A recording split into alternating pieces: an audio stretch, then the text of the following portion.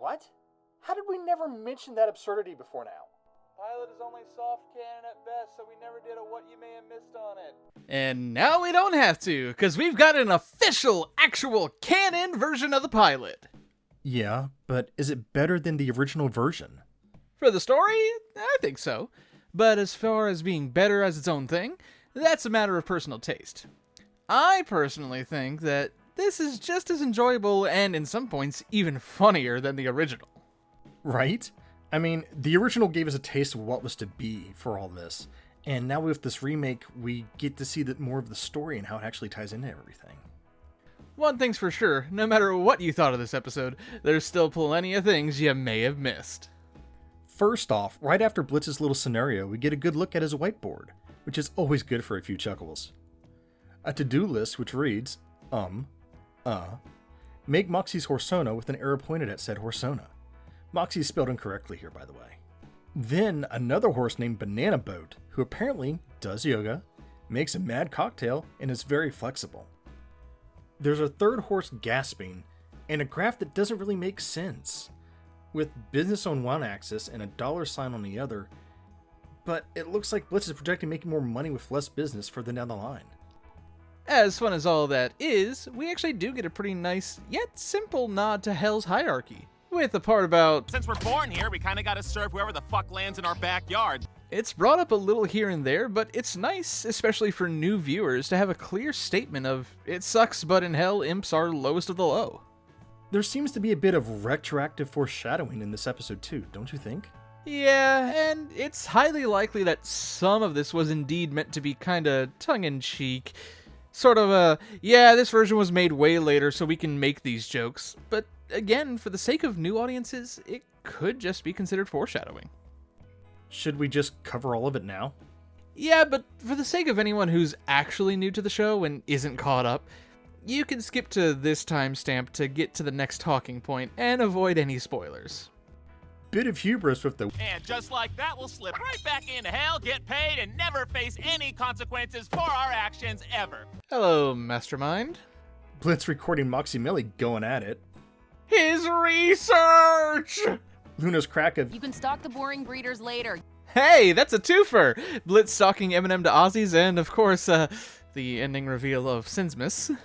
Moxxie's response to Millie's plan. We aren't killing kids, right? Wow, immediately followed up by Murder Family. Under what circumstances would we ever need to kill a human family? A big one with Blitz's reaction to the candle falling, clearly showing his trauma to the circus fire. Ah, shit. Did we ever mention that Lululand also foreshadowed the fire when we see RoboFizz's face melting off? I don't know, did we? Well, if we didn't before, we have now. And then, of course, there's the nod to Moxxie being part of the Mafia. What do you mean? None of the characters bring up Crimson or anything. No. The Alphabet Mafia? Yeah, gay. You're plenty not gay enough for me. Oh, for fuck's sake.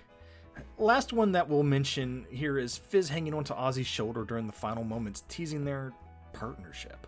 And with that, welcome back to anyone who skipped ahead. On to our next point. Is Millie's catchphrase a nod to the Morbius meme? It's Millie time. Or is it just a generic sounding catchphrase? You got me. I'm too busy trying to figure out this whiteboard. Yeah? Yeah, it's the same as it was in Blitz's plan here, but not 10 seconds later it changes. Showing a different graph, though with no data, a horse that Blitz wants as a mascot, of course, and a different name and logo ideas for the business, including H.O.R.S.E, Immediate Murder Professionals, IMP in cursive, an imp head with the I and M for eyes, and the P as an old school emote tongue, IMP! Tiny I and P with the big M with horns that looks like a butt, and there's even a little mushroom going into it. IMP on a gun, IMP vertically, and the one most like the one that we know and love, IMP with the M in a circle. It seems to be the one they settle on, too, because they could actually afford a billboard this time around. We can't afford a billboard, sir. And looks like they kept the original jingle, too, even if we do get the awesome rock version later on in the episode. When you want somebody gone and you don't want to wait too long, call the immediate murder professional. Yeah, seems like they enjoy keeping certain nods in. Even ones you wouldn't expect, like a joke about Moxxie's junk. Oh, come on, baby dick, you baby wiener haver. And then we also have small hints at personality quirks too. Like Blitz's little micro-reaction to Eminem holding hands and their mutual support of one another. Where, at this point in time, Blitz doesn't have that for himself. But he may have some abilities that we don't know about. When he brushes the book, a magic-looking shimmer comes across it. He also says, I have been reading. so could he, or any other imp for that matter, could they actually use the grimoire? Well, one thing is sure, he's certainly a bit more sheepish about how he came to have the book. Yeah, let's go with that. Especially if Loona is in the room. Oh yeah, with his new rules cards, which include no swears, no filth with, something we won't risk showing here, no fucking potty mouth, ironic being right after no swears, and it looks like it's depicting Moxxie literally spouting shit. Thankfully, that won't break Moxxie down as long as he's got Millie. Just look at that little heart he makes with his tail. And now the moment we all waited for! Ah, yes, the phone call. They do a great job of making Stolas seem like he's pissed before they show him for the extremely horny bastard that he is. And this call is just as good, if not better, than the original. Though, is it just me, or does it come across a little like, this is the first time I've felt truly sexy and I'm going to say things I've heard in passing or found online to try to sound sexy for him? Hell, if I'm right, one of our bloopers actually said something he said here as well. One thing's for sure, Blitz and Luna's reactions are far better here. That's wallpaper material. I'm just curious how much of this Stolas had set up already. I mean, perhaps he had the candles and balloons set up, so he only had to strip, but if not, that speed is impressive. And like we said, we love fun callbacks, even to non-canon events, like that little shit from the original pilot makes a brief but perfectly bloody return. And more interesting reactions. Loona usually deals with Blitz's shit with some sort of stoicism, but when Blitz yells at her, we see her holding her arms and her ears drooping.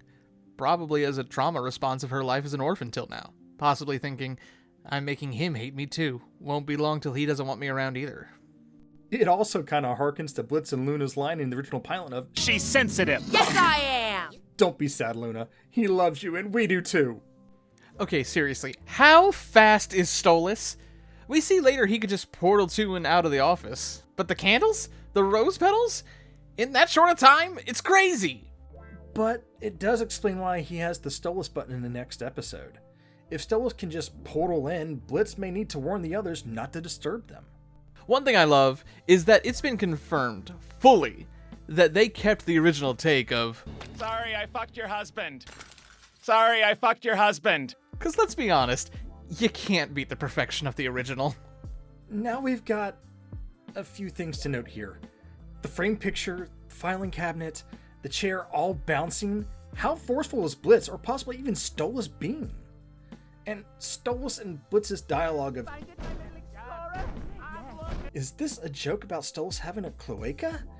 Which is canon, or just a joke about finding his sweet spot? And after, Blitz says, Oh, well, I'm pretty sure your bones are hollow, so. and he's right, owl bones are indeed hollow. And calling back to something we mentioned earlier, Blitz says, There is this one spell I have been wanting to try. again, we gotta ask, could Blitz perform this spell himself? And now, something that, in my opinion at least, really helps us see sides of things in ways we haven't been able to up till now.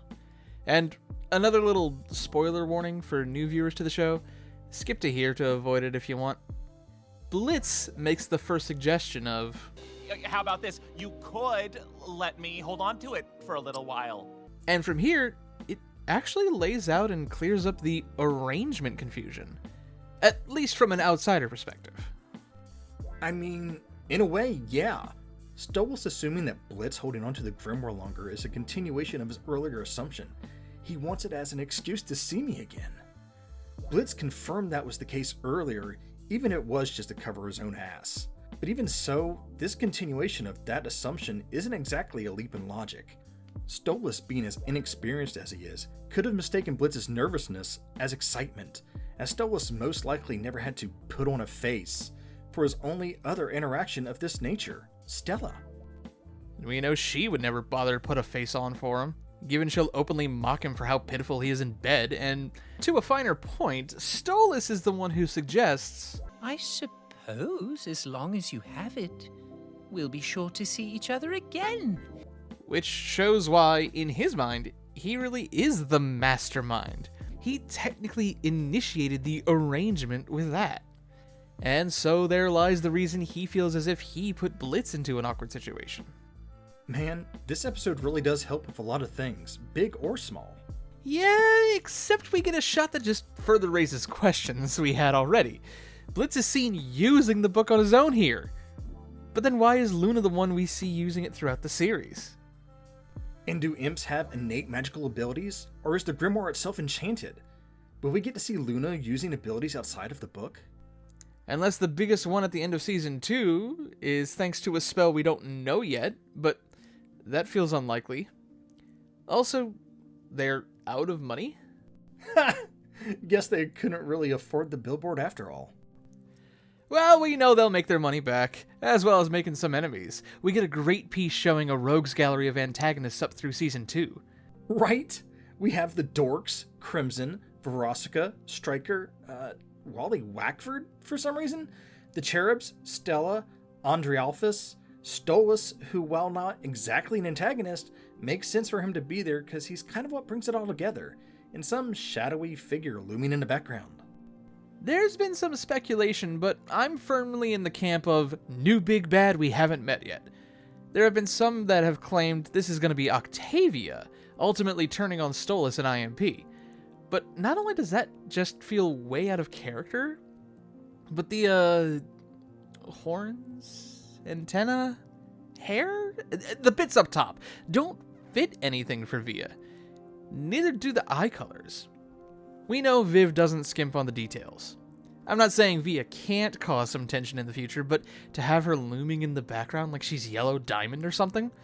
I don't think so. Fox? I mean, firstly, the image is awesome. I love how they're just all looming over IMP. And as for Miss Shadowy Figure, who knows? She could be somebody from his past. I can't wait to see what's going to happen. Seems like we got some interesting stuff to come in Season 3. Until then, we can enjoy the little shops in Lust like Dick, Lingerie, the Tongue Lounge, and Hanky Panty. Last but certainly not least is a little Vivzie side, when the gang takes out their own creator talking to Brandon Rogers. Or is it Brennan Ragers? Either way, they're talking about something before she gets whacked. There's no discernible words that we can really make out here, but with the formatting and how it's set up, it does look like a potential script for some sort of project with editorial notes in the margins. Wonder what that could be for. This does pose an interesting thought, though. What's that? This is the canon beginning of the show now, meaning Viv is canonically dead. Will we get to see her as a sinner demon in either show at some point? That would be pretty sick. Even as like a background character. Hell, she made it into the game that they made. Can't wait to do that unboxing video when it comes in. Lucky bastard. Hey, who knows? Maybe we'll find a way to play it for a video or stream at some point. Until then, that's all we got for this video. So, we're gonna do Hazbin next, right? Fox, I swear to Lucy! That's all this time, folks. We'll catch you later. Hey there, everyone. This is your radio demon. Your favorite jester! And the greatest imp in all of hell. It's the local madcap around here. Just wanted to thank you so much for watching this video. We hope you liked it, and if you did, there's lots of ways you can support us. If you're a fan of our memes and streams, we have lots of crazy merch, with plenty more to come. References to our various playthroughs, or just running gags for the streams. We even have little bosom buddies so we could be in your shirt pocket. So cute! We also have our Patreon. Joining at select tiers gives you access to join our Discord, exclusive downloads, and even join us on streams. Links to all of these are in the description. Fall on down. Stay a while, won't you?